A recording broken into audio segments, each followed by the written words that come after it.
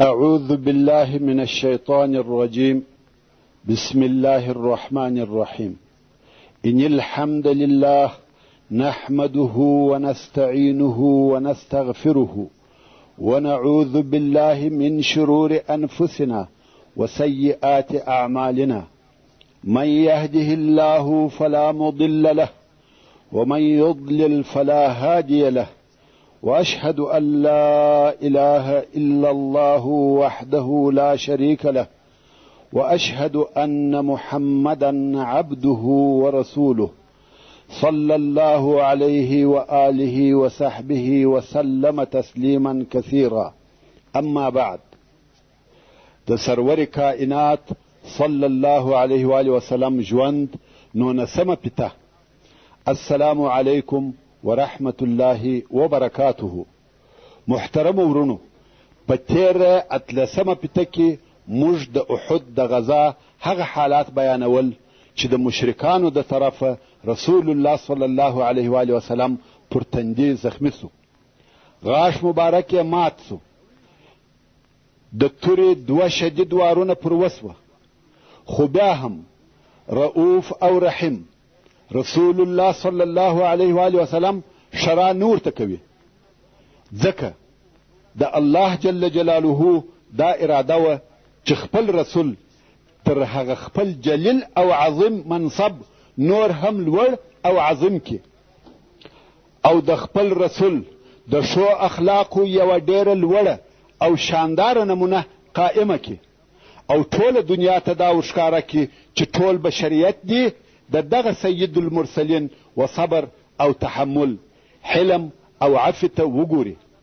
چې مشرکان پر ده علیه الصلاة والسلام ظلم او تجاوز کوي، او دی صلی الله علیه و آله وسلم و هغو ته یوه شرع هم نه کوي، یوازې هغه الهي اوامر عملي کوي چې دی علیه الصلاة والسلام په امر کړه سوی دی، لکه دعوت، تبلیغ او جهاد، او د کارو نتیجه او انجام و الله عز وجل تسپاري. په هغو کې چې هر حکمت او مصلحت وي هغه به کیږي.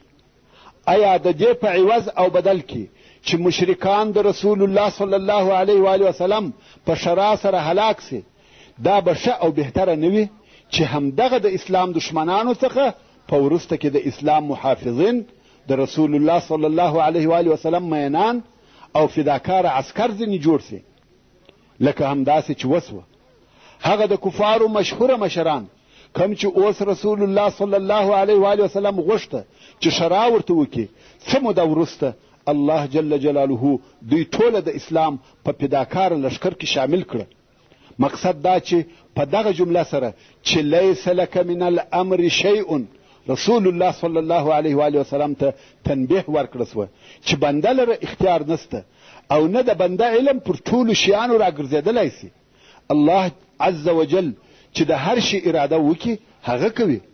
که څه هم کافران ستاسې دشمنان دي او پر تاسې ظلم کوي، خو که الله جل جلاله اراده وفرمایل هغه به سمې لارې ته راولي، او که بیا د عذاب اراده وسوه عذاب به ورکړي. او بیا رسول الله صلی الله علیه و آله وسلم وفرمایل الهي زما قوم ته مغفرت او بخښنه وکړي، دوی بې علمه او ناپوه دي. په بل روایت کې راغلی دي چې الهي زما قوم ته هدایت وکړي، دوی ناپوه دي. خیر، بیرته خپلې قصې ته راسئ. په دې کې هیڅ شک نسته چې د مشرکانو هدف او مقصد دا و چې د رسول الله صلی الله علیه و آله وسلم ژوند پای ته ورسوي، مګر هغه دوه مهاجر قریشو چې سعد ابن ابي وقاص او طلحه ابن عبید الله و په پوره قهرمانی، لوړ همت او شجاعت سره داسې بې مثاله جنګ کاوه چې پر مشرکانو یې د دوی و هدف ته د رسېدو لار بنده کړه. که څه هم دوی فقط دوه نفره وه، خو د عربو د ماهره غشي ویشتونکو څخه وه.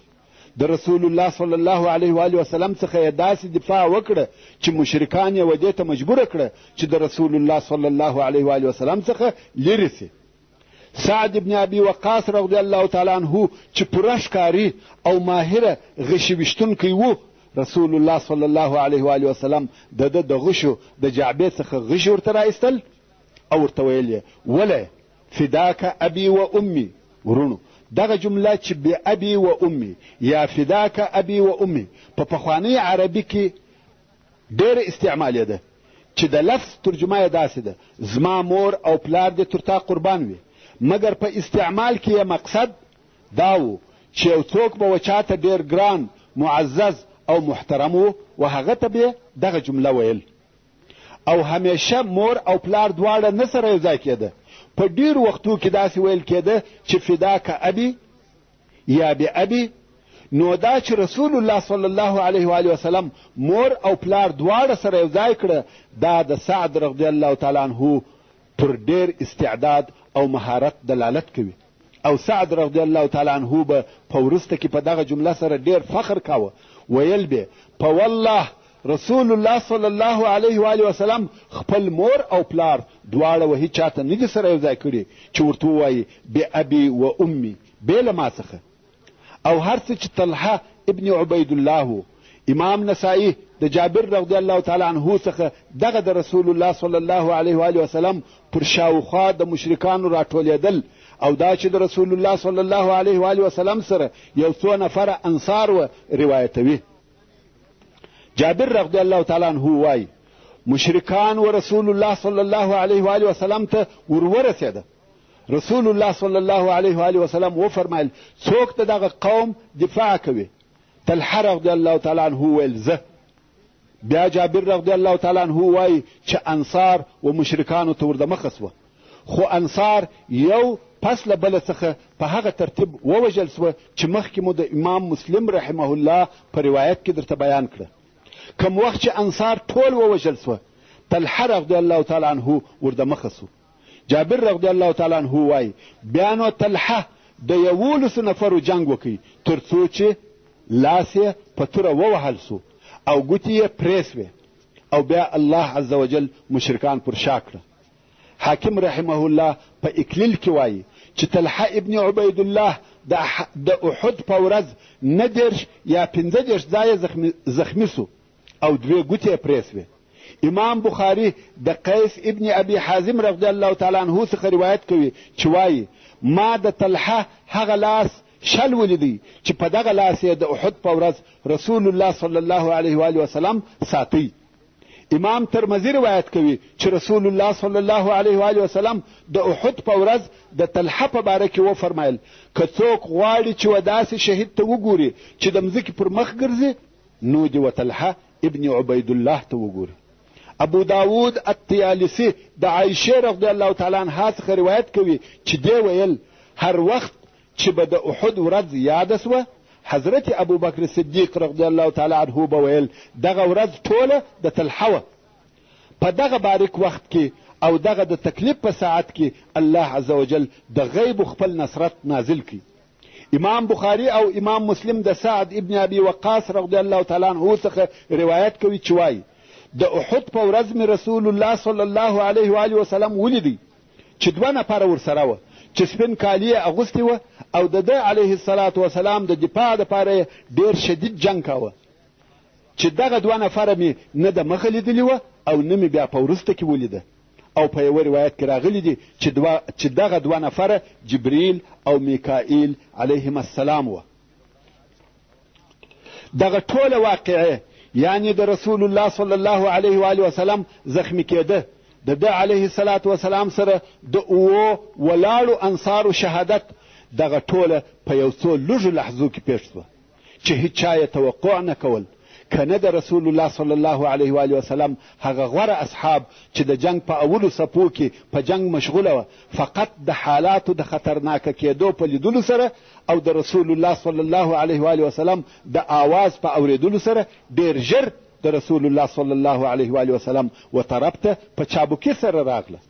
نه غواړي چې رسول الله صلی الله علیه و آله وسلم ته داسې شی پیښ شي چې د دوی نه وي خوښ. مګر کم وخت چې دوی ورورسېده ورسول الله صلی الله علیه و آله وسلم ته هغه څه ورپېښ سوي وه چې ورپېښېده. رسول الله صلی الله علیه و آله وسلم زخمی دی. 6 نفره د انصارو څخه وژل سوي دي. 7 نفر یې د ډېرو زخمو په سبب د مرګ په حالت کې پروت دی. سعد او طلحه رضی الله تعالی عنهما په همت او مړانه سره د رسول الله صلی الله علیه و آله وسلم څخه دفاع کوي. کم وخت چې دغه نور اصحاب کرام ورسېده په خپلو بدنو او اسلحو یې پر رسول الله صلی الله علیه و آله وسلم زغره یا پنجره جوړه کړه. رسول الله صلی الله علیه و آله وسلم یې د دشمن د ضربو څخه وساتي او د دشمن حملې او هجوم یې رد کړه. اول هغه څوک چې رسول الله صلی الله علیه و آله وسلم ته ځان ورساوه تاسو به نو څوک.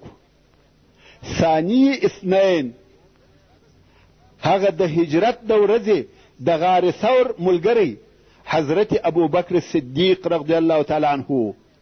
ابن حبان په خپل صحیح کې چې د احادیثو یو معتمد کتاب دی د عایشه رضی الله تعالی عنها څخه روایت کوي چې ابو بکر صدیق رضی الله تعالی عنه ویل کم وخت چې د احد په ورځ د رسول الله صلی الله علیه و آله وسلم څخه خلق ولاړه زه اول هغه څوک وم چې رسول الله صلی الله علیه و آله وسلم ته مې ځان ورساوه.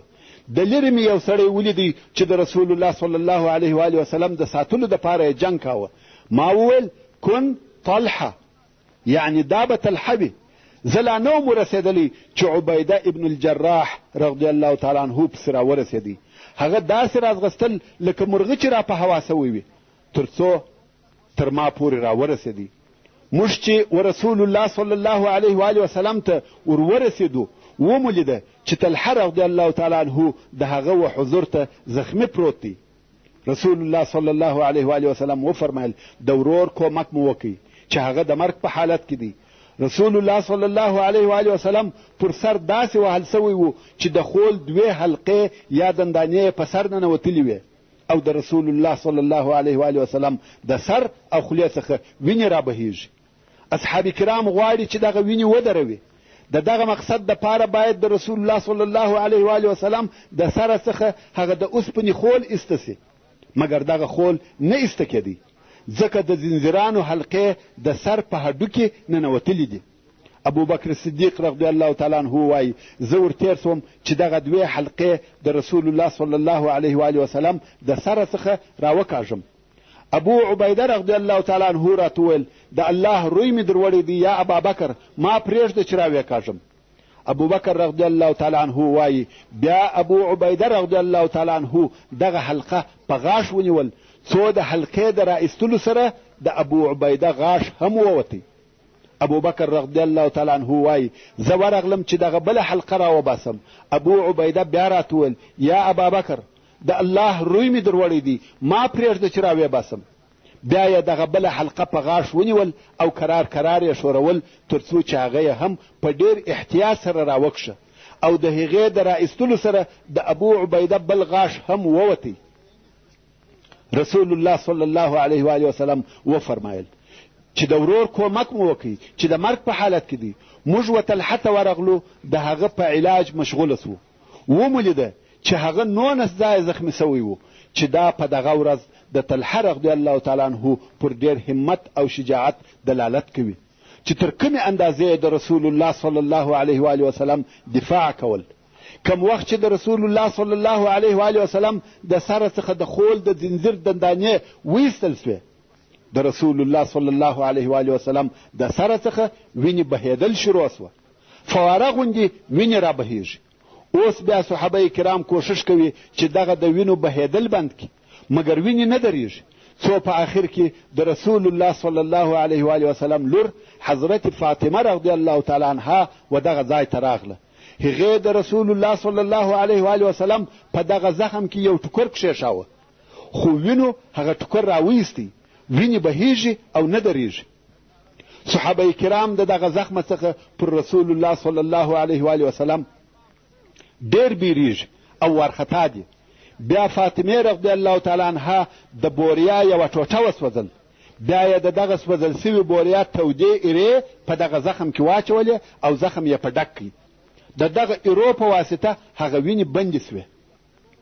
ورونو د اسلام د نشرولو او رسولو دپاره زموږ د حبیب سرور کائنات رسول الله صلی الله علیه و آله وسلم دغه حال و. اسلام تر موږ په اساني او بې تکلیفه نه دی را رسېدلی. د رسول الله صلی الله علیه و آله وسلم څخه رانیولې بیا تر اصحاب کرامو پورې حتی علماء کرامو د اسلام پر رسولو او ساتلو کې په هر وخت کې تر اندازې زیات تکالیف ګاللي او قبول کړي دي. خو بدبختانه موږ په ډیره اساني سره اسلام هیروو، د کفر عاداتو او رسوماتو ته په خپل ژوند کې ځای ورکوو او ورځ په ورځ په ذلت اخته کیږو. تاسې ته د مسلمانانو د ذلت سبب معلومیږي؟ ولې مو دغه حال دی؟ په دغه باره کې لږ فکر وکړئ. خیر، په دغه تکلیفي لحظو کې د مسلمانانو د پهلوانانو څخه یوه ډله ورسول الله صلی الله علیه و آله وسلم ته راورسېده او پر راټول سوه، چې د هغې جملې څخه ابو دجانه، مصعب ابن عمیر، علي ابن ابي طالب، سهل ابن حنیف، د ابي سعید الخدري پلار مالک ابن سنان، ام عماره چې نوم یې نصیبه بنت کعب دی، قتاده ابن نعمان، عمر ابن الخطاب، حاطب ابن ابي بلتعه، سهل ابن حنیف او ابو طلحه. ورونو، و دغه دوو نومو ته متوجه سئ. یو طلحه ابن عبید الله دی چې مهاجر او قریش دی، او بل ابو طلحه دی چې د انصارو څخه دی. خیر، لکه څرنګه چې په هر لحظه کې پر رسول الله صلی الله علیه و آله وسلم د مشرکانو شمیر زیاتېدی، دغه رنګه هجوم او حملې پر مسلمانانو زیاتېدلې. څو د دغه حملو په جریان کې رسول الله صلی الله علیه و آله وسلم و یوه ته د هغه غارو ولوېدی چې ابو عامر الفاسق د دغه مقصد دپاره کیندلې وه. زنګون یې کت سو او په غار کې غزار سو. خو علی رضی الله تعالی عنه تر لاس ونیوی او طلحه ابن عبید الله غیږ پر راوګرځول، راپورته یې کړي. نافع ابن جبیر رضی الله تعالی عنه وایي چې د مهاجرینو د یوه نفر څخه مې واورېده چې ویل به زه د احد و جنگ ته حاضر سوی وم، ومې لیده چې د هره طرفه څخه پر رسول الله صلی الله علیه و آله وسلم غشي اوري، خو دغه ټوله د ده علیه الصلاة وسلام څخه ګرځول کېده. دغه غشي چا ځینې ګرځول؟ د ده علیه الصلاة وسلام اصحاب کرامو په سپرو او په خپلو ځانو ځینې ګرځول. بیا هم نافع رضی الله تعالی عنه وایي عبدالله ابن شهاب الزهري کافر مې ولیدی چې د احد په ورځ یې ویل محمد راوښوئ، که دی ژوندی پاته سو باید زه ووژل سم. او رسول الله صلی الله علیه و آله وسلم د ده و بغل یا څنګ ته ولاړو او هیڅوک هم نه و ورسره. بیا نو صفوان پر دغه ورته په قهر سو چې محمد دی یوازې او تنها و څنګ ته ولاړو او تا ونه واهه. ده ویل والله ما نه لیدی. او بیا یې وویل زه په الله سره قسم یادوم چې دی صلی الله علیه و آله وسلم زموږ څخه منع کړه سوی دی، یعنی موږ نه زو ورسېدلی، ځکه موږ څلور نفره چې جنگ ته راوتلو موږ دا عهد او وعده سره کړې وه چې دی علیه الصلاة وسلام به وژنو، خو په موږ کې یوه ته هم دا موقع نه سوه برابره یا یوه هم دغه کار ونه کولی سوای. ورونو، د احد په ورځ مسلمانانو ډېر عجیبه او نادره قهرماني او قرباني ښکاره کړې چې په تاریخ کې یې مثل نه لیدل کیږي. اوس چې کفار د اصحاب کرامو د سختو حملو او قوي دفاع په سبب شاته ولاړه، د تورو وار یې و رسول الله صلی الله علیه و آله وسلم ته نه ورسېږي، نو یې د هغه ځای څخه پر رسول الله صلی الله علیه و آله وسلم د غشو وارونه شروع کړل او په غشو یې ولي. ابو طلحه الانصاري رضی الله تعالی عنه هم دشمنان په غشو ویشتل او رسول الله صلی الله علیه و آله وسلم د ده تر شا ولاړو. ابو طلحه رضی الله تعالی عنه به خپل ځان د رسول الله صلی الله علیه و آله وسلم د پاره سپر او دیوال کاوه. خپل ځان او ځیګر به د دې دپاره لوړ کړه چې رسول الله صلی الله علیه و آله وسلم د دشمن د غشو څخه وساتل سي. انس رضی الله تعالی عنه وایي کوم وخت چې د احد په ورځ خلقو شکست وخوړی او خلق د رسول الله صلی الله علیه و آله وسلم څخه ولاړه، ابو طلحه رضی الله تعالی عنه د ده علیه الصلاة وسلام و مخته ولاړ او دی صلی الله علیه و آله وسلم یې په خپل سپر او ځیګر سره د دشمن د غشو څخه ساتي.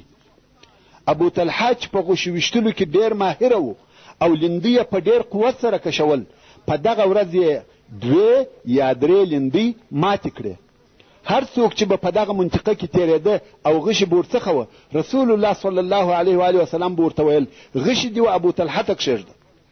انس رضی الله تعالی عنه وایي رسول الله صلی الله علیه و آله وسلم به د ده تر شا ور پورته سو په غشي پسې بیا کتل چې چیرې او پر چا مشلي. ابو طلحه رضی الله تعالی عنه به ورته ویل بأبي انت و امي زما مور او پلار دې تر تا قربان وي مه پورته کېږه چې د دشمنانو یو غشي در باندې ونه مشلي زما ژوند دې ستا تر ژوند قربان وي. رواه البخاري. ابو دجانه رضی الله تعالی عنه د رسول الله صلی الله علیه و آله وسلم و مخته ولاړ و لکه غیږ چې یې راګرځولې وي او خپله شایه د دشمنانو و غشو ته سپر کړې وه. د ده پر شا غشي مشتل خو ده د ځایه څخه حرکت نه کاوه. ابو حاطب ابن ابي بلتعه رضی الله تعالی عنه په عتبه ابن ابي وقاص پسې سو. هغه عتبه چې د رسول الله صلی الله علیه و آله وسلم مبارک غاښ یې ورمات کړی و. هغه یې داسې په قوت په توره وواهه چې سر یې په هوا سو. که څه هم سعد ابن ابي وقاص رضی الله تعالی عنه د دغه عتبه ابن ابي وقاص د وژلو دپاره چې د ده ورور و ډېر کوښښ وکړي خو د هغه وژل د حاطب رضی الله تعالی عنه په نصیب و او هغه ووژي.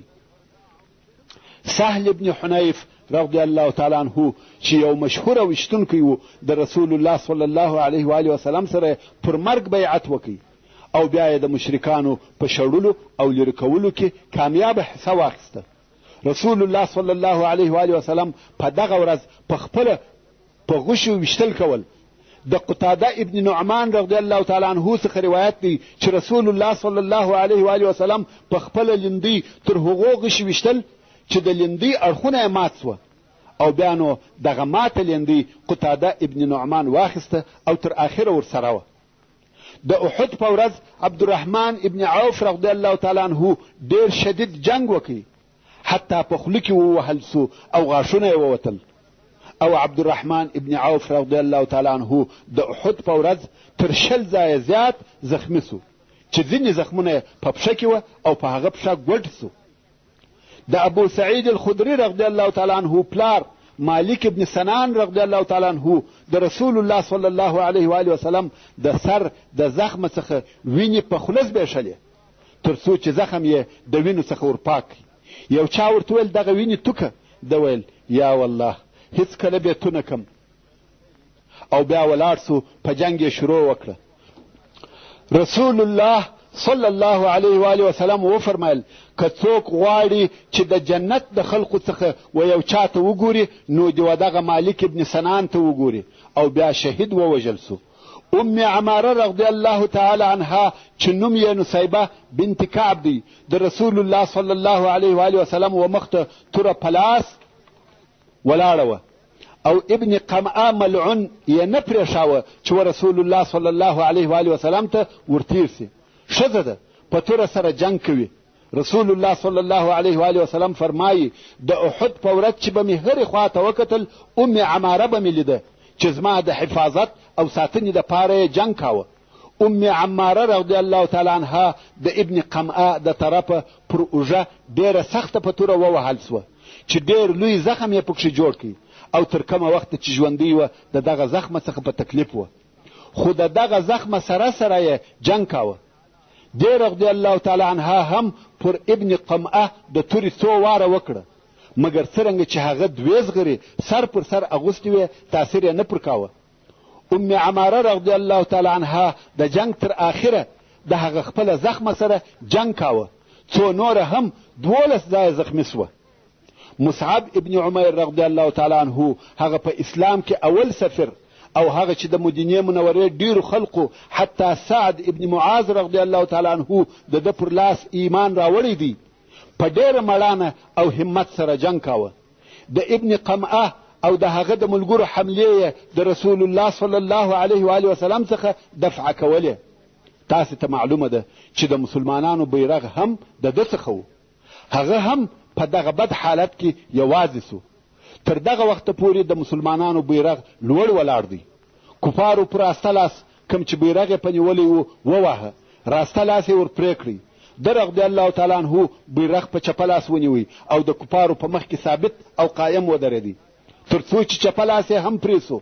بیا نو پر بیرغ پرېوتی په غاړه او ځیګر یې نیولی دی نه غواړي چې د اسلام بیرغ کښته سي تر څو چې ووژل سو. او هغه څوک چې مصعب رضی الله تعالی عنه یې په شهادت ورساوه هغه ابن قمعه لعن و او د ابن قمعه دا خیال سو چې ما رسول الله صلی الله علیه و آله وسلم ووژي، ځکه مصعب رضی الله تعالی عنه د رسول الله صلی الله علیه و آله وسلم سره په رنګ او چهره کې مشابهت درلودی. نو ابن قمعه ډېر ژر د مشرکانو طرف ته ولاړی او هلته یې نارې کړه چې محمد صلی الله علیه و آله وسلم ووژل سو او ما ووژي. دغه نارې او اعلان څو دقیقې نه وې تېرې سوي چې د رسول الله صلی الله علیه و آله وسلم د وژل کېدو خبر په مشرکانو او مسلمانانو کې نشر سو. دا نو هغه نازک حالت و چې هغه محاصره سوو مسلمانانو کم چې د رسول الله صلی الله علیه و آله وسلم سره نه وه بلکل حواس بایلول، معنویات یې ضعیفه سوه، د دوی په څپو کې اضطراب او ګډوډي پیښه سوه. مګر بیا هم دغه نارې او اعلان تر یو اندازې د مشرکانو هجوم او حملې کمې کړې، ځکه دوی دا فکر کاوه چې موږ د خپل مقصد په حاصلولو کې کامیابه سو. نو د کفارو ډېر نفر د هغه وژل سوو کسانو د پزو او غږو په پرې کولو مشغوله سوه.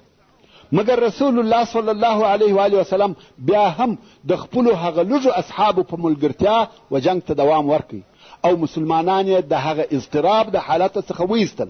هغه داسې کم وخت چې مصعب ابن عمیر رضی الله تعالی عنه شهید کړه سو، رسول الله صلی الله علیه و آله وسلم د مسلمانانو بیرغ و علی ابن ابي طالب رضی الله تعالی عنه ته ورکړي. علی رضی الله تعالی عنه ډېر شدید جنگ کاوه او هغه نور د رسول الله صلی الله علیه و آله وسلم سره پاته اصحاب کرامو هم داسې نادره او بې مثله قهرماني ښکاره کړې چې هم یې جنگ کاوه هم دفاع. په دغه حالت کې رسول الله صلی الله علیه و آله وسلم وکولای سوای چې د هغه محاصره سوي لښکر و طرف ته ورسي. هلته چې ورنږدې سو اول هغه څوک چې رسول الله صلی الله علیه و آله وسلم یې وپېژندی هغه کعب ابن مالک رضی الله تعالی عنه. نو یې په لوړ آواز سره نارې کړه یا معشر المسلمین، زیری در کوم رسول الله دغه دی. رسول الله صلی الله علیه و آله وسلم اشاره ورته وکړه چې چپ سه. دا د دې دپاره چې مشرکان د ده علیه الصلاة وسلام په ځای نسي خبر. مګر بیا هم دغه غږ د مسلمانانو تر غوږو پورې ورسېدی او رسول الله صلی الله علیه و آله وسلم ته د رجوع کولو هڅه کول. څو د اصحاب کرامو څخه 10 نفره د رسول الله صلی الله علیه و آله وسلم پر شاوخوا جمع او سره یو ځای سوه. پس له دغه یو ځای کېدو څخه رسول الله صلی الله علیه و آله وسلم د احد د غره و یوې لوړې ته منظم پر شاتګ شروع کړي. رسول الله صلی الله علیه و آله وسلم د مشرکانو د هجوم او حملو په مابین کې کرار د غره پر طرف ځي. مسلمانان هم جنگ کوي، هم دفاع کوي، هم د غره و طرف ته ځي. مشرکانو خپل هجوم او حملې شدید کړي، نه غواړي چې مسلمانان غره ته ځینې وخیږي. خو د اسلام د قهرمانانو په مقابل کې ضعیفه سوه. په دغه وخت کې د مشرکانو د سپرو څخه یو نفر چې نوم یې عثمان ابن عبدالله ابن المغیره و ورسول الله صلی الله علیه و آله وسلم ته وردمخه سو او ویل یې که دی ژوندی پاته سي زه باید ووژل سم. رسول الله صلی الله علیه و آله وسلم د ده د مقابلې دپاره ځان آماده کوي، مګر الهي کارونه دي. د عثمان آس و یوې کندې یا غار ته ولوېدی. په دغه وخت کې حارث ابن سمه رضی الله تعالی عنه پر پښه په توره وواهه او پښه یې ور پرې کړه. بیا یې حمله پر وکړه او عثمان یې ووژي. د هغه اسلحه یې واخیسته او بیرته د رسول الله صلی الله علیه و آله وسلم ملګری سو. په دغه وخت کې د مشرکانو یو بل سپور چې عبدالله ابن جابر نومېدی پر حارث ابن سمه رضی الله تعالی عنه حمله وکړه. پر اوږه یې په توره وواهه او حارث یې زخمي کړي. تر داسې اندازې زخمي سو چې مسلمانان ورسره واخیستی. مګر ابو دجانه رضی الله تعالی عنه هغه د سره دسمال خاوند، هغه جنگي پهلوان او قهرمان پر عبدالله ابن جابر حمله وکړه. د تورې داسې واره یې پر وکړي چې د جابر سر د هغه وارې سره په هوا سو. د دغه ترخه جنگ په مابین کې پر مسلمانانو د خوب پریشانی راغله. ټوله په یوه وار داسې سوه لکه بیده چې سي. الله عز وجل هم په قرآن مجید کې دغه د خوب و پریشانی ته اشاره کوي او د سورت آل عمران په 154 نمبر آیات کې فرمایي ثم انزل عليكم من بعد الغم امنة نعاسا يغشى طائفة منكم. یعنی بیا الله جل جلاله پس له دغه غمه پر تاسې بېغمي نازله کړه، د خوب پریشانی چې یوه ډله ستاسې څخه یې لاندې کړه. دا هغه کسان وه چې په حق سره مؤمنان وه. ابو طلحه رضی الله تعالی عنه وایي زه د هغو کسانو څخه وم چې د احد په ورځ د خوب پریشانی یوړم، حتی څو واره مې د لاسه څخه توره ولوېده، دا به ولوېده ما به راپورته کړه، دا به ولوېده ما به راپورته کړه. په دغسې همت او شجاعت سره دغه ډله په منظم انسحاب یا پر شاتللو د غره و یوې لوړې ته وختل. او اوس چې د مسلمانانو بیرغ د علي رضی الله تعالی عنه څخه دی او نور مسلمانان خپل بیرغ ویني چې د غره پر دغه حصه ولاړ دی، نو پاته لشکر هم په کراره سره دغه د امان ځای ته ځان ورساوه او د رسول الله صلی الله علیه و آله وسلم سره په غره کې یو ځای سوه. د خالد ابن ولید د جنگ پوهی د رسول الله صلی الله علیه و آله وسلم د پوهی او عبقریت په مقابل کې ناکامه سوه، ځکه لاسته یې شی نه ورغلی. ابن اسحاق رحمه الله وایي کم وخت چې رسول الله صلی الله علیه و آله وسلم د احد د غره و یوې لوړې ته وختی، ابی ابن خلف کافر پر یوه آس سپور و چې دغه آس یې د رسول الله صلی الله علیه و آله وسلم تر هجرت د مخه په مکه مکرمه کې تربیه کاوه، او هر وخت چې به رسول الله صلی الله علیه و آله وسلم پر دغه لار تېرېدی، ابی ابن خلف به ورته ویل یا محمد صلی الله علیه و آله وسلم و دغه آس ته وګوره چې هره ورځ واښه ورکوم او جواري پخورم، په والله په دغه آس به دې مړ کم، یعنی زه به پر سپور یم تا به مړ کم. رسول الله صلی الله علیه و آله وسلم به په جواب کې ورته وویل یا بلکې زه به دې مړ کم انشاء الله. نو اوس ابی پر هغه آس سپور دی او ټوله بدن یې په اوسپنه پوښلی دی، سر، ځیګر، ملا، پښې، په ټوله بدن یې زغره اغوستې ده. په ټوله بدن کې هیڅ ځای نه معلومیږي مګر د غاړې یو طرف یې ښکاره و، هغه ځای چې د خول او زغرې په مابین کې و، فقط دغه یوه حصه یې لڅه وه، نور بدن یې ټوله په اوسپنه پټ دی. نو که څوک وغواړي چې ویې وهي فقط پر دغه یوه ځای به وهي، ځکه د وهلو دپاره بل ځای نسته. دغه ابی په دغه شکل په رسول الله صلی الله علیه و آله وسلم پسې وروختی او ویل محمد چیرې دی؟ که دی ژوندی پاته سو باید زه ووژل سم. مسلمانانو ویل یا رسول الله زموږ څخه یو نفر حمله پر وکړي؟ رسول الله صلی الله علیه و آله وسلم وفرمایل یا دی ما ته راپرېږدئ، دلته ابوبکر، عمر، علي، ابو طلحه او نور اصحاب کرام موجود دي، خو رسول الله صلی الله علیه و آله وسلم وایي دی ما ته راپرېږدئ. کم وخت چې ابی ورنږدې سو، رسول الله صلی الله علیه و آله وسلم د حارث ابن سمه څخه نیزه واخیسته. علي رضی الله تعالی عنه وایي سره د دې چې رسول الله صلی الله علیه و آله وسلم د هغه وینې د ضایع کېدو په سبب ضعیفه سوی و، خو بیا یې هم نیزه واخیسته او ویې ښورول. په دونه قوت او شدت یې دا نیزه ښورول چې موږ پر شا ځینې ولاړو او بیا و ابی ابن خلف ته مخامخ سو.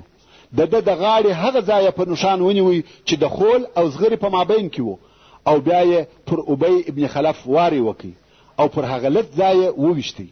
ورونو دا د رسول الله صلی الله علیه و آله وسلم قوت او نشان و. بیا هم ابی ابن خلف په دغه ویشتلو سره پوره زخمي نسو، یو عادي او معمولي زخم پکښې جوړ سو، ځکه دغه واری د غاړې پر مابین نه و بلکې د غاړې یو طرف یې ونیوی. نو دا زخم داسې زخم نه و چې څوک دې ځینې مړ سي، فقط غاړه یې ور وڅټل. خو د رسول الله صلی الله علیه و آله وسلم د وارې د شدت څخه ابی د آسه څخه ولوېدی او څو واره پر مځکه ګیل سو.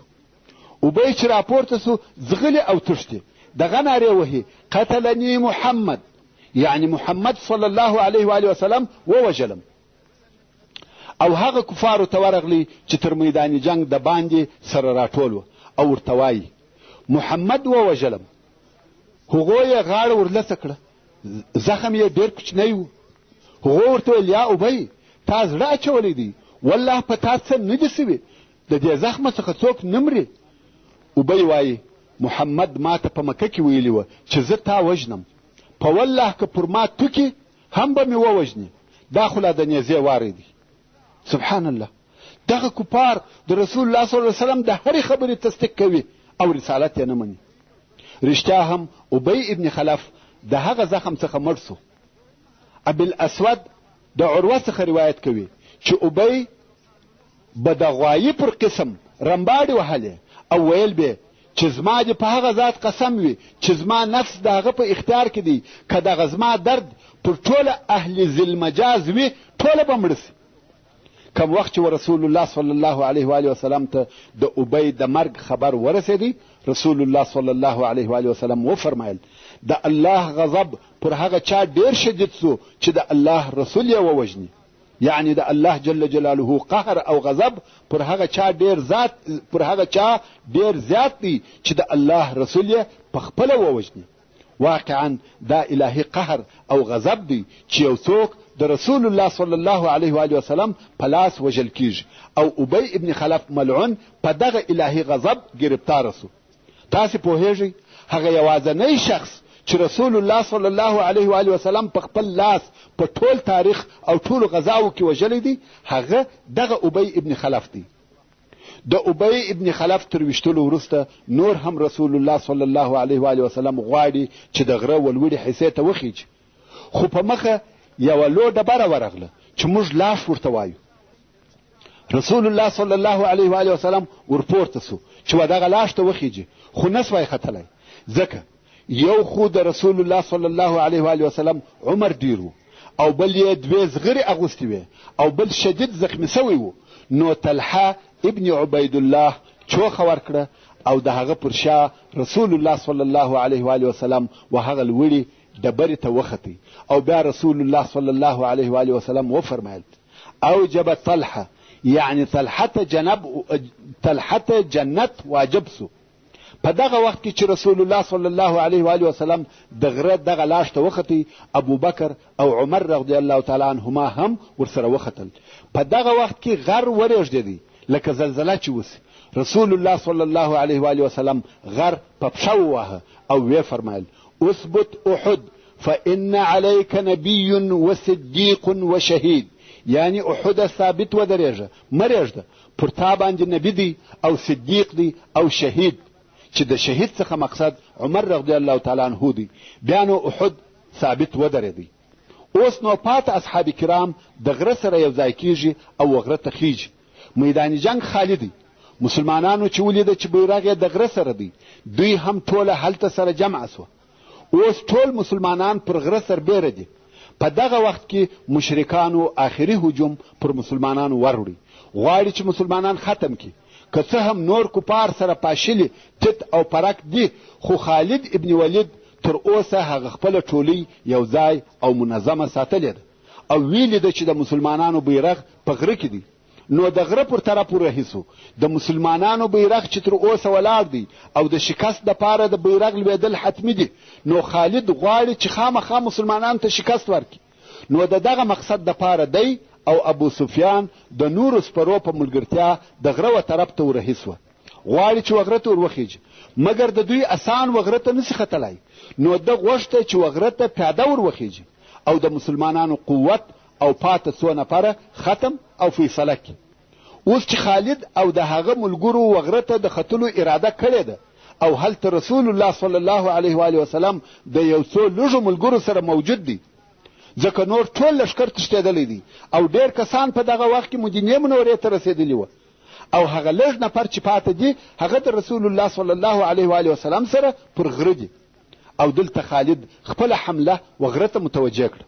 د خالد سره منظم او قوي لښکر ورسره دی او د صحابه کرامو عدد ډېر لږ دی.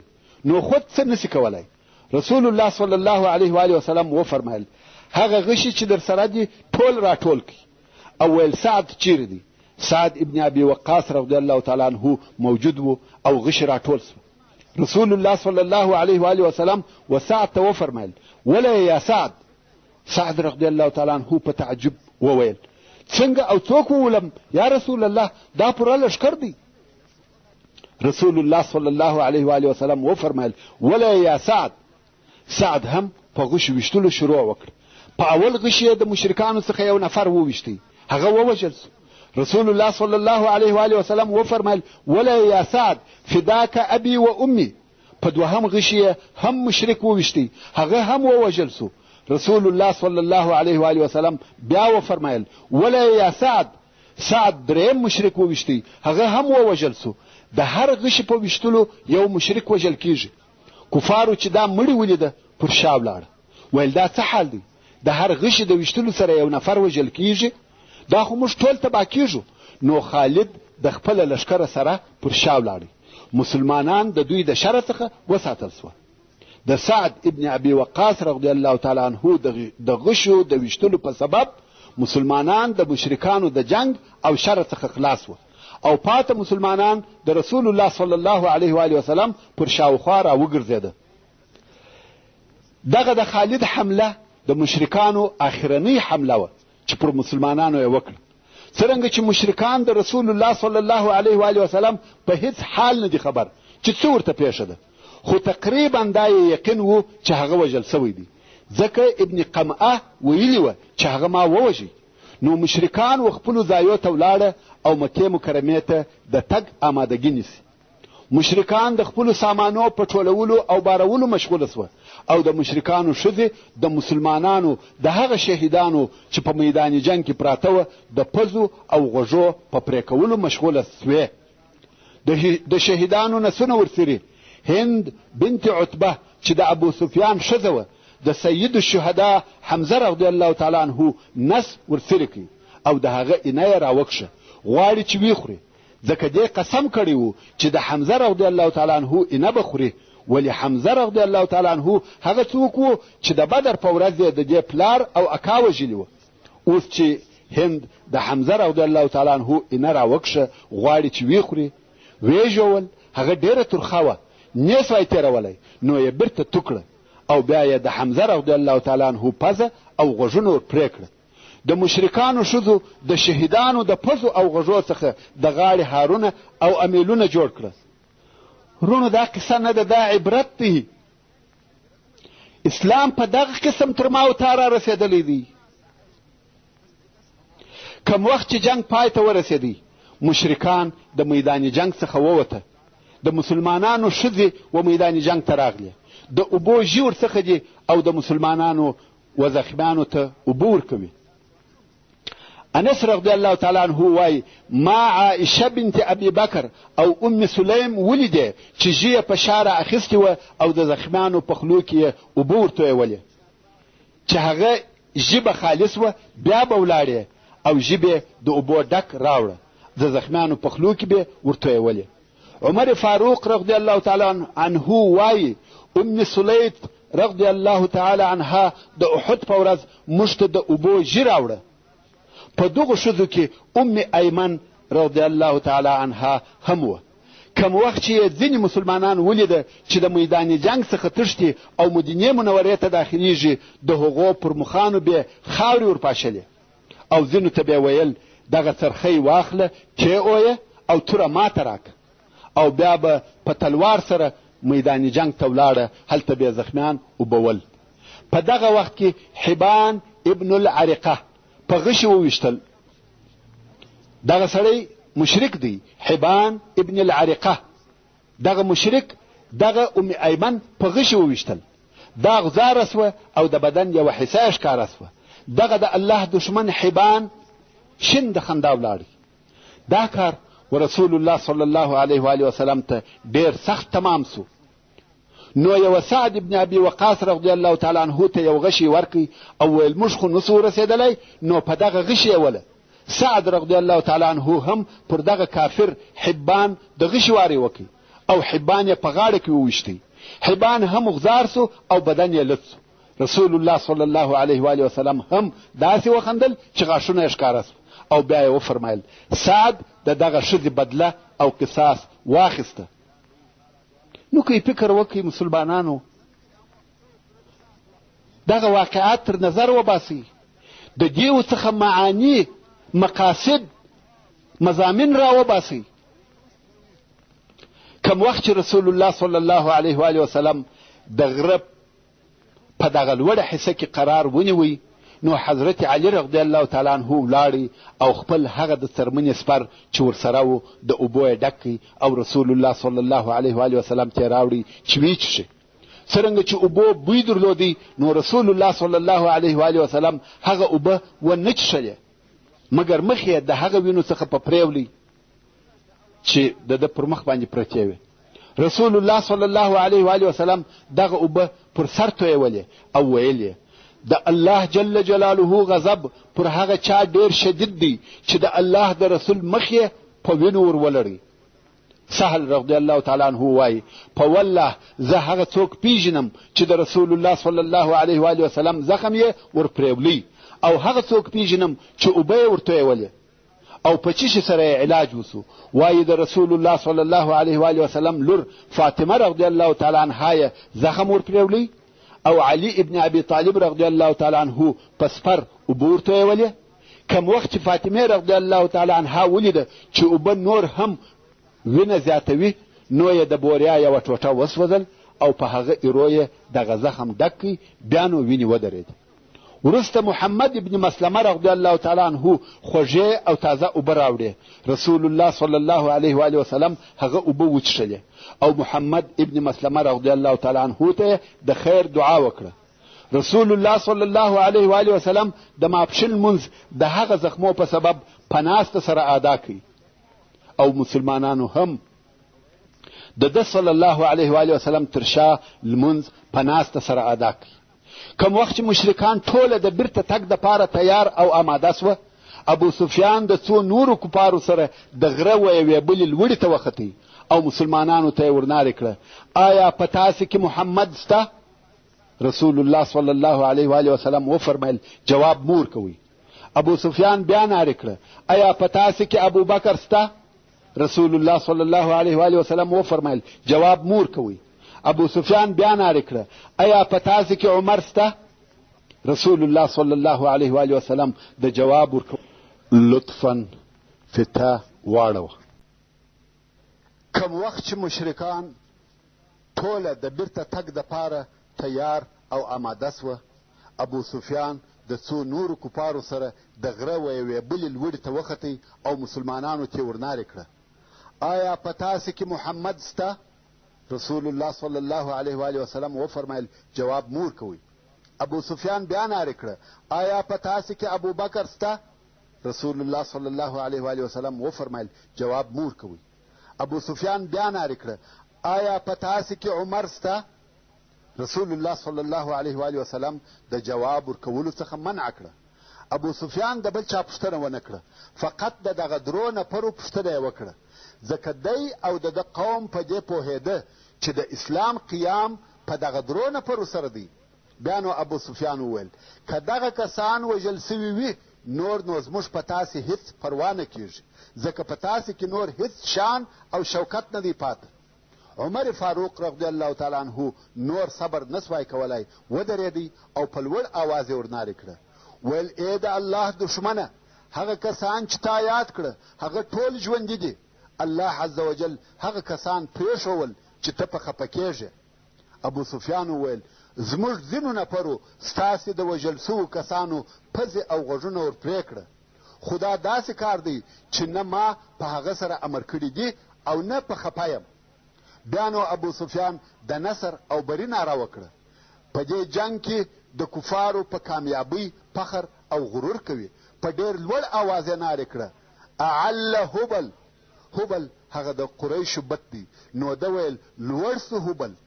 رسول الله صلی الله علیه و آله وسلم و فرمایل آیا جواب نور کوي؟ دوی ویل څه ورته ووایو؟ رسول الله صلی الله علیه و آله وسلم و فرمایل ووایاست الله اعلی و اجل. الله جل جلاله تر ټولو لوړ او لوی دی. عمر فاروق رضی الله تعالی عنه ورنارې کړه الله اعلی و اجل. بیا ابو سفیان وویل موږ عزا لرو او تاسې عزا نه لرئ. عزا چې بل د ډبرو بت دی. سبحان الله. مشرکان د ډبرو په هغه بتانو فخر او غرور کوي چې دوی په خپلو لاسو جوړ کړي دي.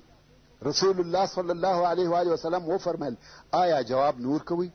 دوی ویل څه ورته ووایو؟ ویل ووایست الله مولانا ولا مولا لکم. یعنی الله عز وجل زموږ دوست او مالک دی او تاسې لر دوست او مالک نسته. عمر فاروق رضی الله تعالی عنه ورنارې کړه الله مولانا ولا مولا لکم. بیا ابو سفیان وویل دغه ورځ د بدر د ورځې په بدل کې ده او جنگ د سلوغې په شکل دی، کله لوړه وي کله کښته، یعنی کله تاسې کامیابه یاست کله موږ.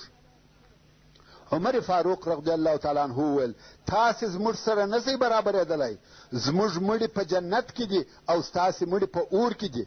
ورونو ښه متوجه سئ، مسلمانان او کفار هیڅکله نشي سره برابرېدلی. د مسلمانانو وژل سوي کسان جنت ته ځي او د کفارو د ابدي اور ته. بیا ابو سفیان وویل یا عمر ته یو وار ما ته راسه. رسول الله صلی الله علیه و آله وسلم وفرمایل ورسه وګوره چې څه وایي.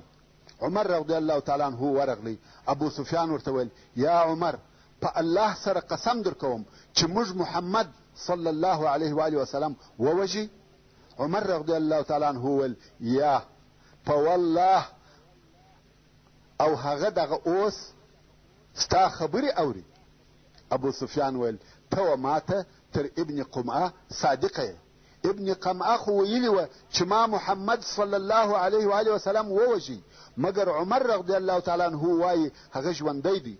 نو ابو سفیان ویل زه ستا خبره منم نه د ابن قمعه. ابن اسحاق رحمه الله وایي کم وخت چې ابو سفیان او د ده ملګري رهیس وه نو یې نارې کړه زموږ او ستاسې وعده په راتلونکي کال کې په بدر کې ده، یعنی پر کال دا شپې به بیا په بدر کې سره جنګیږو. رسول الله صلی الله علیه و آله وسلم د خپلو اصحابو څخه یوه نفر ته وویل ورته ووایه هو دغه وخت او هغه ځای زموږ او ستاسې په مابین کې وعده او موعد دی. بیا نو رسول الله صلی الله علیه و آله وسلم و حضرت علی رضی الله تعالی عنه ته وویل چې په مشرکانو پسې ورووځه او وګوره چې دوی څه کوي او مقصد یې څه دی. که آسان ګوښه کړي وه او پر اوښانو سپاره وه نو دوی مکې مکرمې ته ځي، او که پر آسانو سپاره وه اوښان یې دغسې ورسره بیول نو یې د مدینې منورې اراده ده. او زما د قسم په هغه ذات وي چې زما نفس د هغه په قدرت کې دی که د مدینې منورې اراده وه زه به هلته پسې ورسم او هلته به جنګ ورسره وکم. علي رضی الله تعالی عنه وایي زه په مشرکانو پسې ور ووتم ګورم چې دوی څه کوي او چیرې ځي. ومې لیده چې آسان یې ګوښه کړه او دوی پر اوښانو سپاره سوه مخ پر مکه مکرمه رهي سوه. ورونو د بحث په دغه حصه کې باید د احد د وژل سوو کسانو یا شهیدانو او زخمیانو یو څه متفرقه قصې درته بیان کم. زید ابن ثابت رضی الله تعالی عنه وایي کم وخت چې قریش د میدان جنګ څخه ولاړه او مسلمانانو دا موقع پیدا کړه چې په خپل وژل سوو کسانو او زخمیانو پسې وګوري نو رسول الله صلی الله علیه و آله وسلم زه ولېږلم چې په سعد ابن ربیع رضی الله تعالی عنه پسې وګورم او راته ویل که د سعد ولیدی زما د طرفه سلام ورته ووایه او ورته ووایه چې رسول الله صلی الله علیه و آله وسلم وایي څه حال دی. زید ابن ثابت رضی الله تعالی عنه وایي زه په میدان جنګ کې په وژل سوو کسانو کې ګرځېدم چې سعد ابن ربیع مې په داسې حال کې ولیدی چې د ژوند آخري ساوي یې کښلې او اویا ځایه زخمي سوی و. ځینې زخمونه یې د تورو وه، ځینې د نیزو او ځینې د غشو. نو ما ورته وویل یا سعد رسول الله صلی الله علیه و آله وسلم سلام درته وایي او پوښتنه دې کوي چې څه حال دی. سعد ابن ربیع ویل پر رسول الله صلی الله علیه و آله وسلم دې سلام وي او ورته ووایه یا رسول الله د جنت بوی حسوم. او زما قوم انصارو ته ووایه که په تاسې کې د سترګو د رپولو قدرت پاته و او رسول الله صلی الله علیه و آله وسلم ته دشمن ورسېدی بیا نو د الله جل جلاله په حضور عذر نه لري او په دغه وخت کې پاک روح د بدنه جلا سو. هلته په زخمیانو کې یو نفر و چې نوم یې عمرو بن ثابت و او خلقو اسیرم ورته ویل. دغه اسیرم کافر و، مخکې چې به مسلمانانو هر وخت اسلام پر ارزاوه ده به انکار کاوه او اوس په زخمیانو کې پروت او د ژوند آخري لحظې دي. مسلمانانو یو د بل سره وویل دغه اسیرم څنګه راغلی دی؟ دوی خو د اسلام څخه منکر و.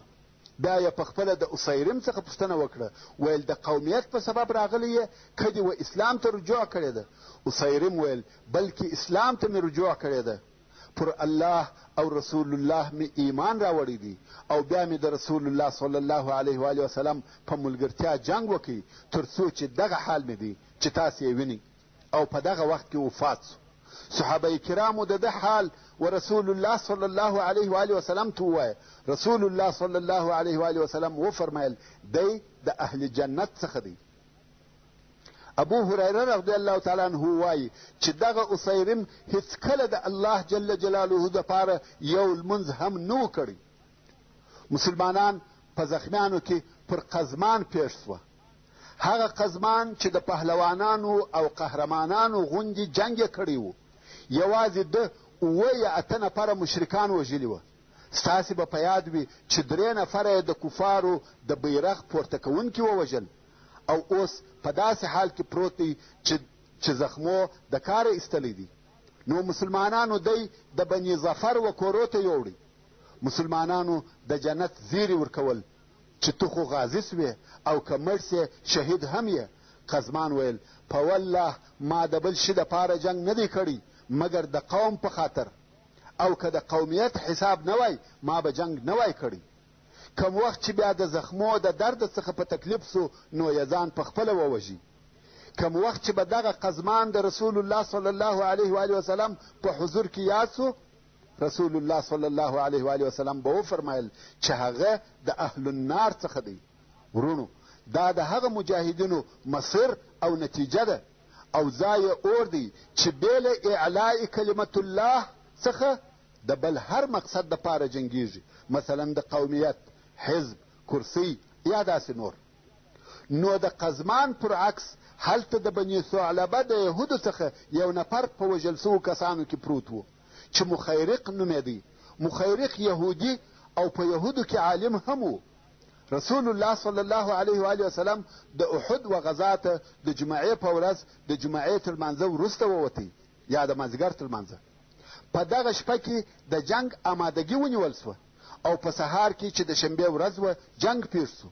الله جل جلاله په دغه ورځ د مخیرق په زړه کې ایمان داخل کړي او د شنبې په ورځ یې په یهودو کې غږ وکړي، ویل والله تاسې ښه پوهیږئ چې دا هغه نبي دی چې تاسې ته په تورات کې ذکر سوی دی او د ده علیه الصلاة وسلام کومک پر تاسې لازم دی.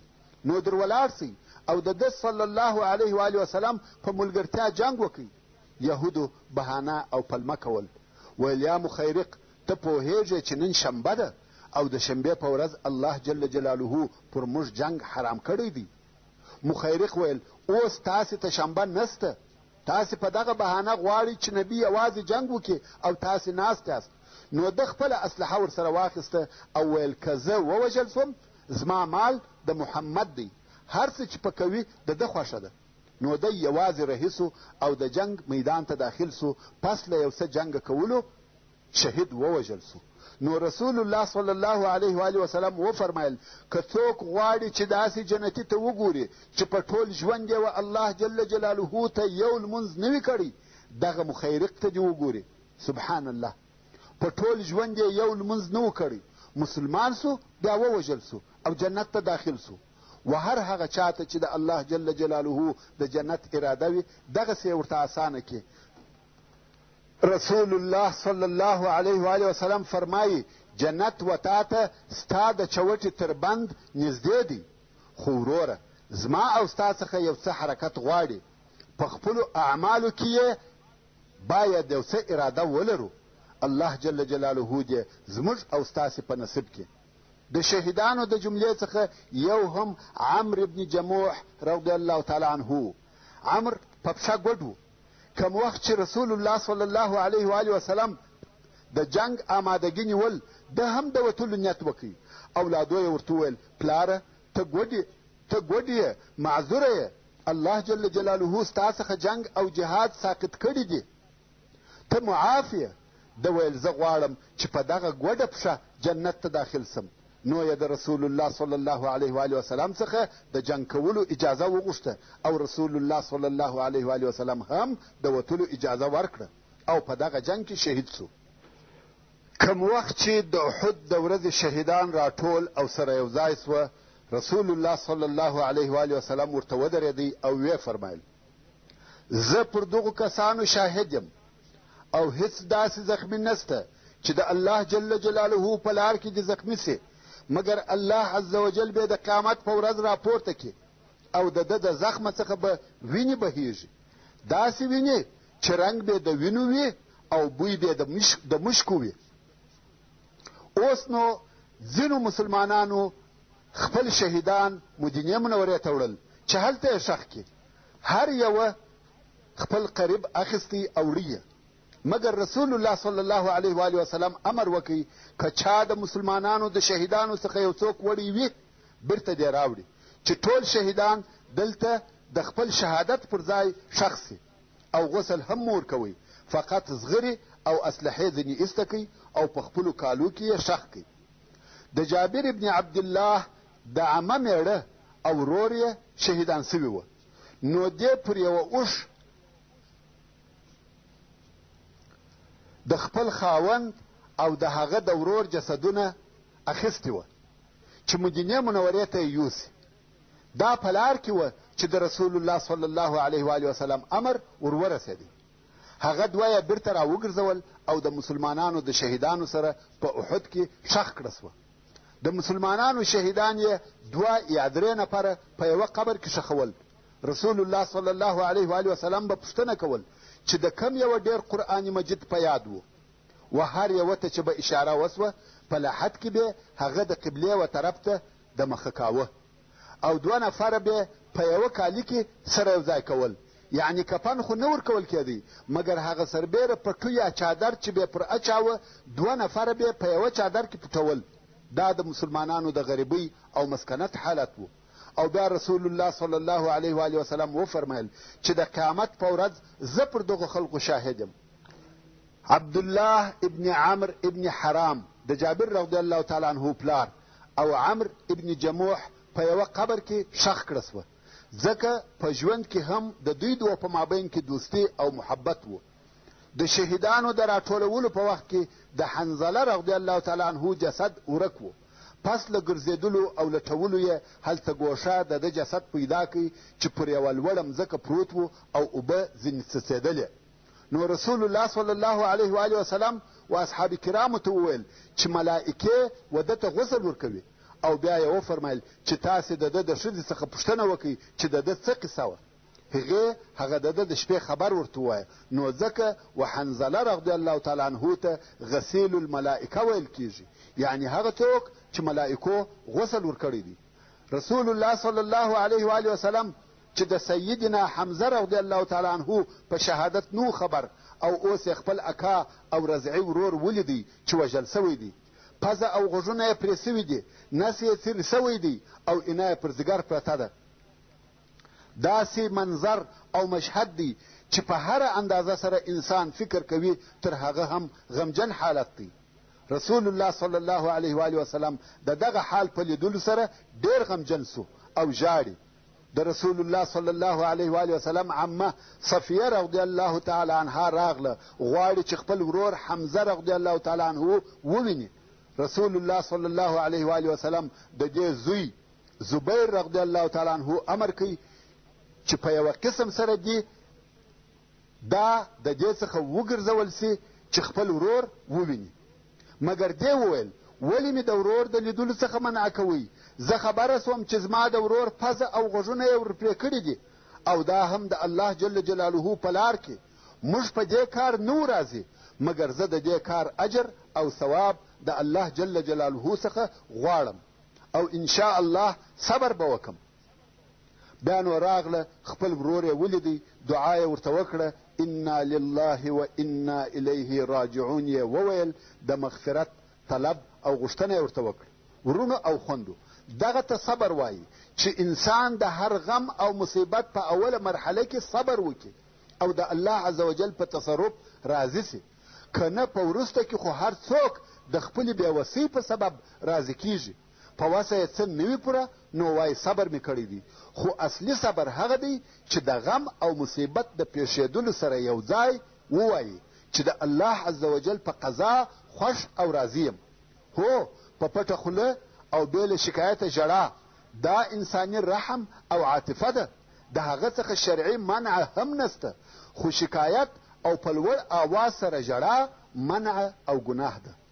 بیا نو رسول الله صلی الله علیه و آله وسلم امر وکړي چې حمزه رضی الله تعالی عنه دې د عبدالله ابن جحش رضی الله تعالی عنه سره یو ځای ښخ کړه سي، ځکه عبدالله ابن جحش رضی الله تعالی عنه د حمزه رضی الله تعالی عنه د خور زوی او رضعي ورور و. عبدالله ابن مسعود رضی الله تعالی عنه وایي هیڅ کله موږ د رسول الله صلی الله علیه و آله وسلم داسې سخته او شدیده ژړا نه ده لیدلې لکه پر حمزه رضی الله تعالی عنه چې یې ژړل. او بیا رسول الله صلی الله علیه و آله وسلم حمزه رضی الله تعالی عنه د قبلې و طرف ته کښېښاوه او دی صلی الله علیه و آله وسلم ورته ودرېدی. په دونه شدت سره یې ژړل چې موږ یې د ژړا سګلۍ اورېدې. رسول الله صلی الله علیه و آله وسلم پر خپل اکا حمزه ابن عبدالمطلب په ډېره شدیده ژړا ژړل او ویې فرمایل والله زما په ژوند تر دغه سخت او غمجن حال نه دی راته پېښ شوی. ورونو او خوندو، د احد د شهیدانو منظر او مشهد د لیدونکو دپاره ډېر غمجن او زړه دردونکی و. په لیدلو سره یې اینې خونینېدلې. خباب رضی الله تعالی عنه وایي د حمزه رضی الله تعالی عنه دپاره کفن یا د بدن د پټولو دپاره بې له یوه کوچني پټو څخه بل شی نه موجود، چې پر سر به یې ورواچاوه پښې به یې لڅې سوې، چې پر پښو به یې ورواچاوه سر به یې لڅ سو. نو هغه کوچنی پټو یې پر سر ورواچاوه او د پښو د پټولو دپاره یې پر پښو واښه ورواچول. عبدالرحمن ابن عوف رضی الله تعالی عنه وایي مصعب ابن عمیر رضی الله تعالی عنه چې تر ما ښه او بهتر و ووژل سو او په داسې یوه پټو کې کفن کړه سو چې سر به یې ورپټ کړي پښې به یې لڅې سوې او چې پښې به یې ورپټې کړې سر به یې لڅ سو. خباب رضی الله تعالی عنه وایي چې بیا نو رسول الله صلی الله علیه و آله وسلم راته وویل چې سر یې ورپټ کړئ او پر پښو یې واښه ور واچوئ. بیا نو رسول الله صلی الله علیه و آله وسلم د احد د شهیدانو د ښخولو امر وکړي او په دغه طریقه سره د احد شهیدان پر هغه ځای او پر هغه میدان جنگ بې له غسله او کفنه په خپلو کالو کې ښخ کړه سوه. امام احمد رحمه الله روایت کوي او وایي کم وخت چې د احد په ورځ مشرکان د میدان جنگ څخه ولاړه رسول الله صلی الله علیه و آله وسلم وفرمایل سم او برابر ودرېږئ چې زه د خپل رب عز وجل حمد او ثنا ووایم. اصحاب کرام هم د ده صلی الله علیه و آله وسلم تر شا صف ودرېده او رسول الله صلی الله علیه و آله وسلم په دعا داسې شروع وکړه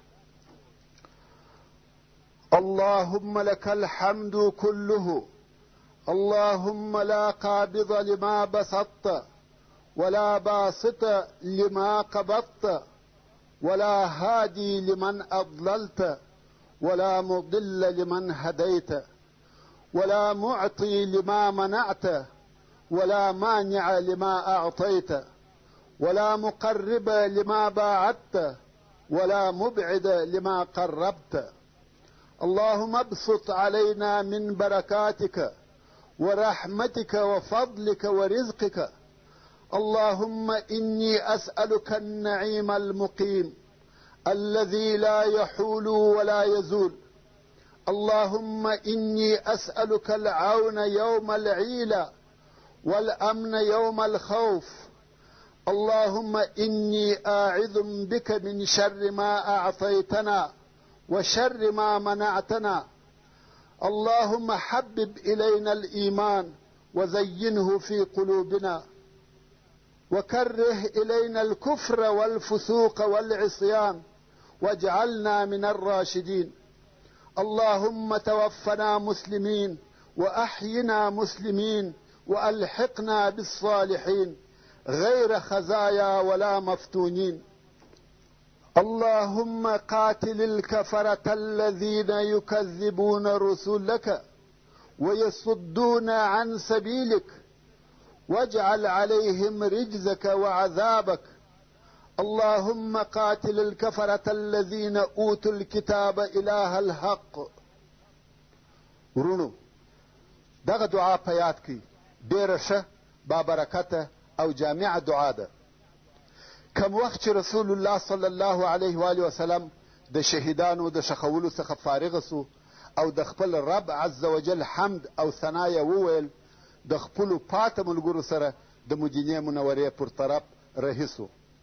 لکه څرنګه چې د جنگ په جریان کې د مؤمنو او صادقه مسلمانانو حب او فداکاري ښکاره سوې، دغه رنګه په لار او مدینه منوره کې د مؤمنه او صادقه مسلمانو ښځو حب او فداکاري ښکاره سوې. ورونو، د مسلمانانو د مرګ او ژوبلې خبرونه و مدینې منورې ته رسېدلي دي او هره ښځه په دې انتظار ده چې څوک او کم قریب به وژل سوی وي، او تر هر چا د رسول الله صلی الله علیه و آله وسلم د صحت او سلامتیا په انتظار کې وي. د مدینې منورې په لار کې د رسول الله صلی الله علیه و آله وسلم او مسلمانانو په مخه حمنه بنت جحش رضی الله تعالی عنها ورغله. اول د دې د ورور عبدالله ابن جحش رضی الله تعالی عنه د وژل کېدو خبر ورته وویل سو. دې انا لله و انا الیه راجعون وویل او د هغه دپاره یې د مغفرت دعا وکړه. بیا د دې د ماما حمزه ابن عبدالمطلب رضی الله تعالی عنه د وژل کېدو خبر ورته وویل سو. بیا یې هم انا لله و انا الیه راجعون وویل او د هغه دپاره یې د مغفرت دعا وکړه او د رسول الله صلی الله علیه و آله وسلم د حال پوښتنه یې کول. بیا د دې د خاوند مصعب ابن عمیر رضی الله تعالی عنه د وژل کېدو حال ورته وویل سو. دلته نور صبر نسوای کولای، په ژړا او غلبلو سوه. رسول الله صلی الله علیه و آله وسلم وفرمیل بېشکه چې میړه د ښځې دپاره په یوه درجه او مقام کې دی. او بیا رسول الله صلی الله علیه و آله وسلم او مسلمانان د بني دینار د قبیلې څخه پر یوه داسې ښځه ورغله چې میړه، ورور او پلار یې په احد کې شهیدان سوي وه. و دې ته د دې د دغه اقرباو د وژل کېدو خبر وویل سو. دی ویل رسول الله صلی الله علیه و آله وسلم څنګه دی؟ دوی ویل الحمدلله هغه په خیر دی. دی ویل ما ترې راوښوئ یا راښکاره یې کړئ چې زه ووینم. خلقو د رسول الله صلی الله علیه و آله وسلم و طرف ته اشاره وکړه چې هغه دی. ښځې چې رسول الله صلی الله علیه و آله وسلم ولیدی نو یې څه وویل؟ سبحان الله. ښځې ویل یا رسول الله تر تا وروسته هر غم کوچنی دی. د سعد ابن معاذ رضی الله تعالی عنه مور د رسول الله صلی الله علیه و آله وسلم و طرف ته په ځغستا ورهي سوې وه. سعد ابن معاذ رضی الله تعالی عنه چې د رسول الله صلی الله علیه و آله وسلم د بوده قیزه یا تناو یې نیولی و، ویل یا رسول الله دغه زما مور ده. رسول الله صلی الله علیه و آله وسلم وفرمیل مرحبا بها، یعنی دې ته ښه راغلی وایم. او رسول الله صلی الله علیه و آله وسلم و دې ته ودرېدی. دا چې ورنږدې سوه رسول الله صلی الله علیه و آله وسلم و دې ته د دې د زوی عمرو ابن معاذ رضی الله تعالی عنه چې د سعد ابن معاذ رضی الله تعالی عنه ورور و د شهادت ته صلا ورکول. دی وویل یا رسول الله دا چې ته مې جوړ روغ ولیدې نور ټول غمونه کوچني دي. بیا نو رسول الله صلی الله علیه و آله وسلم د هغه کسانو و کورنیو ته دعا وکړه چې په احد کې شهیدان سوي وه. او بیا یې د سعد رضی الله تعالی عنه و مور ته وویل یا ام سعد تا ته زیری در کوم او ته د هغه نورو و کورنیو ته زیری ورکه چې د دوی وژل سوي کسان ټوله په جنت کې سره ملګري دي او د خپلو ټولو کورنیو دپاره یې شفاعت کړی دی او شفاعت یې هم قبول سوی دی. د سعد ابن معاذ رضی الله تعالی عنه مور وویل یا رسول الله موږ راضي یو او تر دې وروسته به څوک پر هغو ژاړي. بیا د سعد رضی الله تعالی عنه مور وویل یا رسول الله د شهیدانو و پاته کسانو ته دعا وکړه. رسول الله صلی الله علیه و آله وسلم وفرمیل الهی د دوی د زړو څخه غم ایسته کې او د دوی مصیبت په خوشحالي ور بدل کې او د دوی و پاته کسانو ته ښه سرپرست او پالونکی ورکې. ورونو او خوندو، موږ او تاسې باید حب د اسلام او محبت د رسول الله صلی الله علیه و آله وسلم د دغو کسانو څخه زده کړو. دا هغه کسان دي چې پر اسلام او مسلمانېدو یې 3 کاله نه دي تېر سوي، هغه یې قربانۍ او فداکارۍ وې، او دا یې صدق او اخلاص دی. موږ او تاسې چې د زیږېدلو په وخت کې مو د شهادت کلمې په غوږو کې ویل سوي دي او د مسلمانې مور پاکې شیدې مو رودلې دي، څه راته پېښه ده چې نن ورځ د یو څه مال او پیسو دپاره دین او ایمان، الله او رسول الله هیروو. همیشنی جنت د څو ورځو په راحت مه بدلوئ. رسول الله صلی الله علیه و آله وسلم د دغې ورځې په ماښام کې چې د شنبې ورځ 9 د شوال او 3 کال د هجرت و، مدینې منورې ته ورسېدی.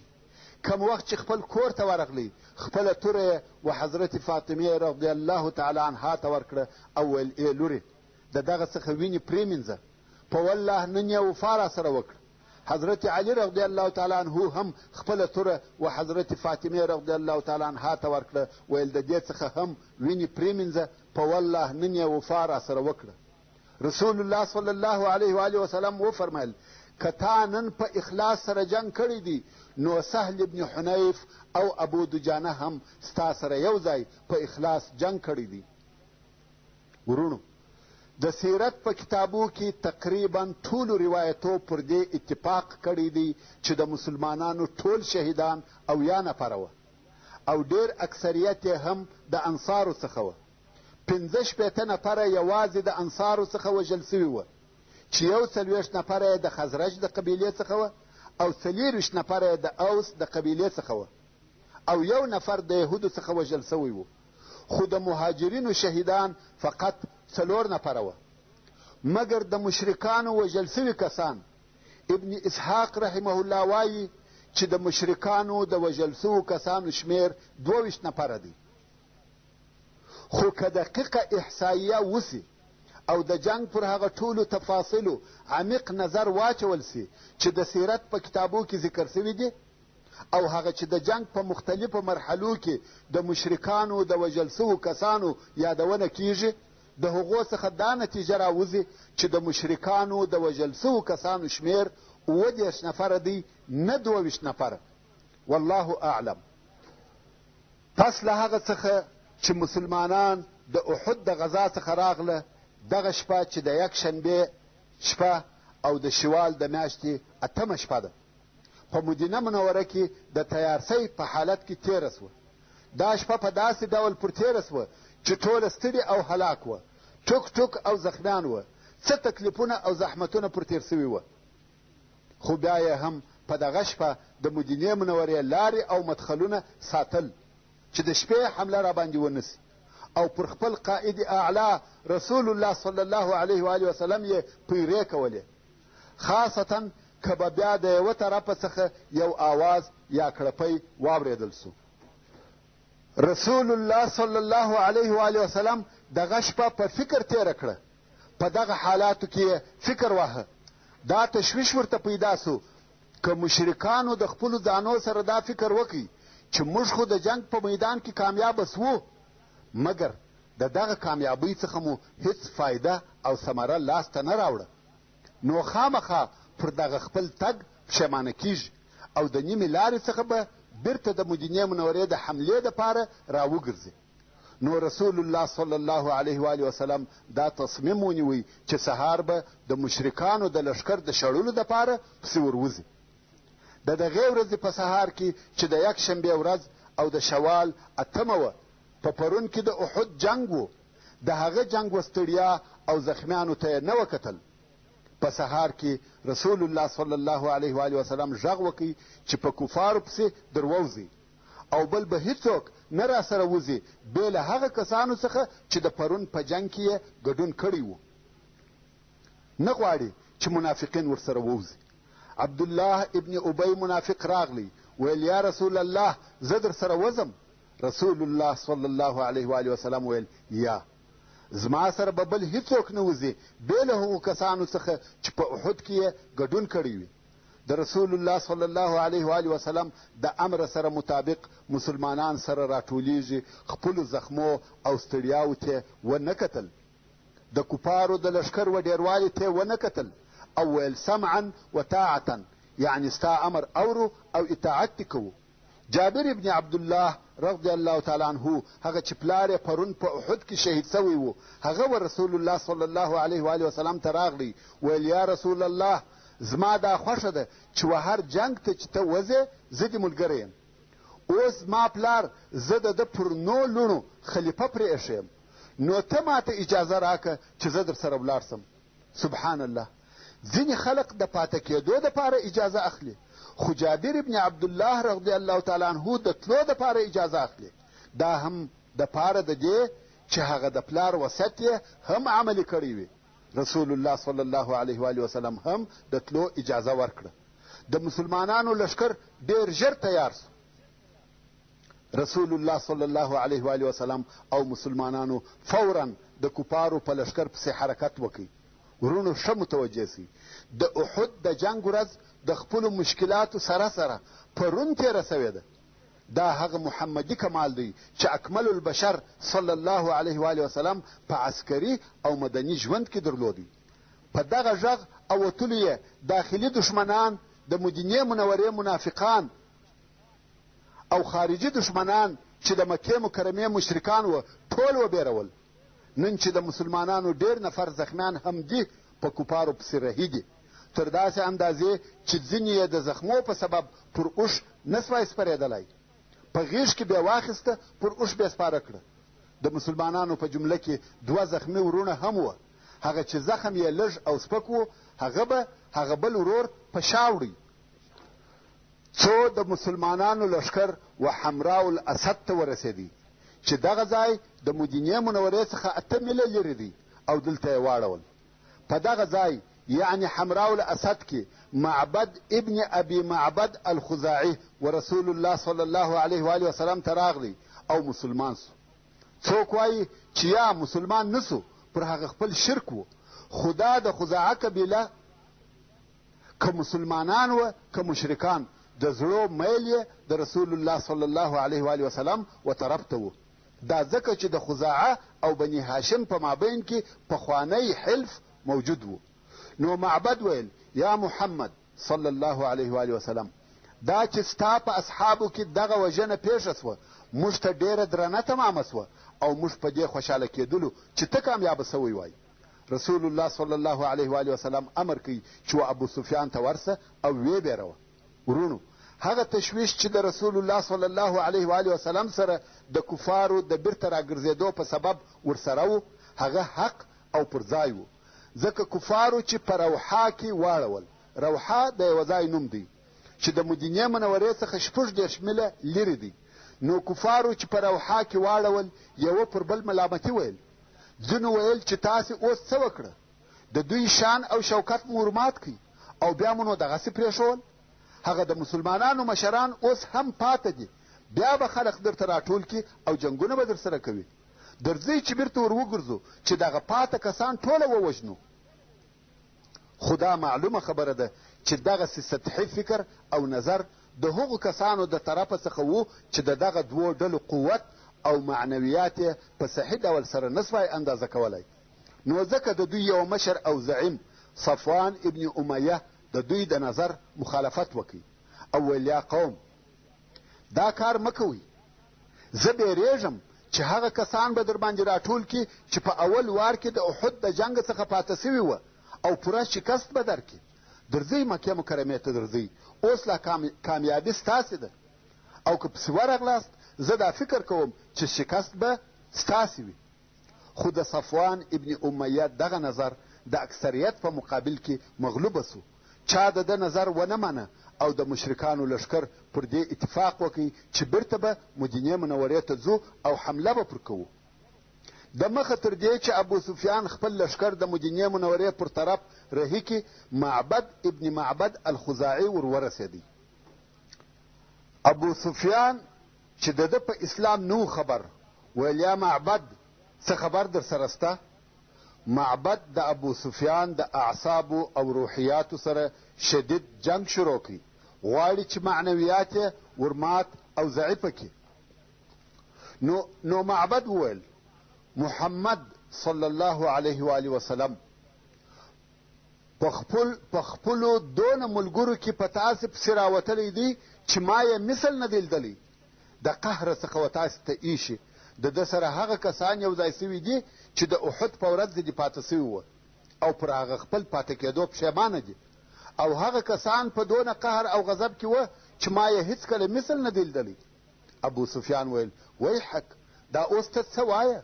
معبد ویل په والله زما دا خیال دی چې ته به د دغه ځای څخه نه یې بار سوی چې د هغو د اسانو تنجان به ووینې او یا به د هغه لښکر مقدمه د دغه غونډیو څخه راواوړي. ابو سفیان ویل والله موږ د دې اراده کړې وه چې دوهم وار بیا حمله پر وکړو او بالکل یې د بینه یوسو. معبد ویل پام کوه چې دا کار ونه کړې، زه ستا دپاره نصیحت کوونکی او خیر غوښتونکی یم. دلته نو د مشرکانو د لښکر همت مات سو، بیره یې په زړو ننوتل. د خپل ځان کامیابي او سلامتیا یې په دې کې ولیده چې ژر مکې مکرمې ته ځان ورسوي. خو بیا هم ابو سفیان یو بل روحي او عصبي جنگ د مسلمانانو د لښکر په مقابل کې شروع کړي چې شاید په دغه طریقه سره د مسلمانانو د حملې څخه خلاص سو. هغه داسې چې په دغه وخت کې د عبدقیس د سپرو یوه ډله تېرېده چې د مدینې منورې اراده یې وه. ابو سفیان و دغه سپرو ته وویل تاسې زما یوه رساله محمد ته رسوئ چې زه به د هغه په مقابل کې کم وخت چې بیا تاسې مکې ته راسئ دغه ستاسې ټوله بودګان په اوسکو دربار کم. هغو ویل هو، ولې نه رسو؟ ابو سفیان ویل تاسې د خپله ځانه څخه محمد ته ووایست چې قریش د یوې بلې ډېرې سختې حملې دپاره امادګي نیولې وه او ویل یې چې موږ به دا وار محمد او د هغه ملګري ټوله د بینه یوسو، او داسې نورې خبرې یې ورته وکړې چې مسلمانان د دوی د تعقیبولو څخه منع کړي، چې دا اصلا د ابو سفیان د طرفه د حقیقت خالی یوه لفظي مناوره وه او ده اصلا غوښته چې مسلمانان پسې ورنسي او دغه خپله اوسنۍ بیره او تیښته پټ کړي. خیر، هغه د سپرو ډله په حمراء الاسد کې هغه د مسلمانانو د اړولو پر ځای ورغله او رسول الله صلی الله علیه و آله وسلم ته یې هغه خبرې وکړې چې ابو سفیان ورته ویلي وې. دوی ورته ویل چې قریشو د بلې لوی حملې دپاره ډېر لوی لښکر جوړ کړی و او ځانونه یې تیار کړي وه، خو د سپرو دغه خبرو د مسلمانانو ایمان او توکل پر الله عز وجل نور هم ورزیات کړي. نو رسول الله صلی الله علیه و آله وسلم د دوی په جواب کې څه ورته وویل؟ رسول الله صلی الله علیه و آله وسلم او مسلمانانو وویل حسبنا الله ونعم الوکیل. د ټولې دنیا په مقابل کې موږ ته یوازې الله کافي دی او الله څونه ښه کار جوړونکی دی چې دغه موضوع الله عز وجل د سورت آل عمران په 183 نمبر آیات کې بیانوي او فرمایي الذین قال لهم الناس ان الناس قد جمعوا لكم فاخشوهم فزادهم ایمانا وقالوا حسبنا الله ونعم الوکیل. هغه کسان یعنی مسلمانان چې دوی ته ځینو خلقو وویل، یعنی هغه د سپرو ډلې ورته وویل چې په تحقیق سره د مکې مکرمې خلق ستاسې د جنگ دپاره سره راټول سوي دي، نو تاسې د هغو څخه وبېرېږئ، یا یې ستاسې سره د بل جنگ دپاره نوره اسلحه او د جنگ سامان سره یو ځای کړي دي، تاسې د هغو څخه وبېرېږئ. خو دغه بیرولو نور هم د مسلمانانو ایمان، توکل او دلاوري ورزیات کړه او دوی وویل موږ لره الله کافي دی او دغه الله څونه ښه وکیل او کار جوړونکی دی. رسول الله صلی الله علیه و آله وسلم پس له راتګه څخه و حمراء الاسد ته نورې 3 ورځې هم دلته تېرې کړې. په یک شنبه هلته ورغلی و، دوشنبه، سه شنبه او چهارشنبه هلته پاته سو. پس له 3 ورځو تېرولو څخه یې بیرته و مدینې منورې ته حرکت وکړي. خو د مخه تر دې چې رسول الله صلی الله علیه و آله وسلم و مدینې منورې ته حرکت وکړي، مسلمانانو ابو عزه الجمحي شاعر ونیوی. ابو عزه الجمحي هغه څوک دی چې رسول الله صلی الله علیه و آله وسلم د بدر په غزا کې په بندیانو کې نیولی و او بیا یې د غریبۍ او د ډیرو لوڼو د درلودلو په سبب بېله فدیې ایله کړي، خو دا شرط یې پر کښېښاوه چې بل وار به زما او د مسلمانانو په مقابل کې نه جنګېږي، او ده هم دا شرط قبول کړي، خو بیا یې خپل عهد مات او خیانت یې وکړي او خلق به په خپلو اشعارو د رسول الله صلی الله علیه و آله وسلم او مسلمانانو پر ضد پارول. یوازې دا نه بلکې په خپله هم د احد په جنګ کې د کفارو په ګټه ګډون وکړي. نو کوم وخت چې دغه ابو عزه و رسول الله صلی الله علیه و آله وسلم ته راوستی، د ویل یا محمد صلی الله علیه و آله وسلم پر ما احسان وکړه او ما د خپلو لوڼو دپاره پرېږده او دا وعده به در سره وکړم چې بل وار بیا ستا او د مسلمانانو په مقابل کې نه جنګېږم. رسول الله صلی الله علیه و آله وسلم وفرمیل یا هېڅکله دې نه پرېږدم. په مکه مکرمه کې به ناست یې، پر مخ به لاس تېروې او وایې به محمد مې 2 واره خطا ایستی، مؤمن 2 واره د یوه غاره څخه نه وهل کېږي. بیا نو رسول الله صلی الله علیه و آله وسلم زبیر رضی الله تعالی عنه یا عاصم ابن ثابت رضی الله تعالی عنه د ده په وژلو امر کوي او هغه یې غاړه ووهل. کوم وخت چې رسول الله صلی الله علیه و آله وسلم مدینې منورې ته ورسېدی، هلته یې د کفارو د یوه جاسوس په اعدامولو امر وکړي چې هغه جاسوس معاویه ابن مغیره ابن ابي العاص و، چې دغه معاویه د عبدالملک ابن مروان د مور د طرفه نیکه کېږي. چې د هغه قصه داسې وه، کوم وخت چې د احد په ورځ مشرکان د مکې مکرمې پر طرف رهي سوه، دغه معاویه په مدینه منوره کې و حضرت عثمان ابن عفان رضی الله تعالی عنه ته ورغلی چې د ده د اکا زوی. عثمان رضی الله تعالی عنه د ده دپاره د رسول الله صلی الله علیه و آله وسلم څخه امان وغوښتی. رسول الله صلی الله علیه و آله وسلم هم په دې شرط امان ورکوي چې تر 3 ورځې زیات به په مدینه منوره کې نه تېروي، او که تر 3 ورځې وروسته دی په مدینه منوره کې ولیدل سو بیا یې نو وژنو.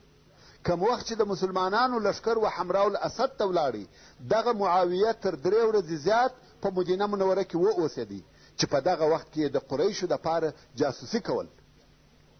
کوم وخت چې د مسلمانانو لښکر مدینې منورې ته راورسېدی، معاویه په تیښته د مدینې منورې څخه ووتی. رسول الله صلی الله علیه و آله وسلم زید ابن حارثه او عمار ابن یاسر رضی الله تعالی عنهما په ده پسې ولېږل، هغو ونیوی او ویې وژي. ورونو، ځینې مؤرخین دغه د حمراء الاسد غزا ځان ته بیله او جلا غزا بولي چې دا مستقله غزا ده او نوم یې غزوة حمراء الاسد دی، خو په حقیقت کې دا مستقله غزا نه ده، بلکې دا غزا د احد د غزا یو جز او د هغې پوره کېده دي. ورونو، دا د احد غزا وه چې ټولې مرحلې او تفاصیل یې په تفصیل سره درته بیان سوه، خو ډیرو بحث کوونکو او څېړونکو د دغه غزا پر نتیجه خبرې کړي دي چې آیا دغه غزا د مسلمانانو دپاره شکست بلل کیږي که یا. خو که موږ په دقیق نظر ورته وګورو او دغه جنګ و 2 حصو یا 2 صفحو ته وویشو، په دې کې هیڅ شک نسته چې د جنگ په 2مه صفحه کې عسکري لوړوالی او تفوق د مشرکانو د لښکرو، او دوی وه چې پر میدان جنگ مسلطه وه. د ارواحو یا انسانانو تلفات د مسلمانانو په طرف کې ډیر او زړه دردونکي وه، او د مسلمانانو یوې ډلې د شکه وتلی شکست وخوړی، ځکه وتښتېدل او لاړه، او د جنگ حالات د مشرکانو په نفعه وه. خو بالمقابل هلته یو څو شی سته چې موږ د دې څخه منع کوي چې موږ ووایو چې په دې جنگ کې فتح او بری د مشرکانو و. هغه دا چې اول د کفارو لښکر دا ونه کولای سوای چې د مسلمانانو مرکز یا معسکر یا قرارګاه ونیسي یا یې تر تسلط لاندې راولي. محترمو ورونو، څرنګه چې پته پای ته ورسېده او موږ پر دغه موضوع خبرې کولې چې د احد غزا د مسلمانانو دپاره شکست بلل کېدلی سي که یا. خو دا موضوع مو پای ته ونه رسول، نو انشاء الله تعالی په راتلونکې 20مه پته کې به دغه بیان درته وکړو. وما توفيقي إلا بالله وهو السميع العليم. وصلى الله تعالى على خير خلقه محمد وآله وأصحابه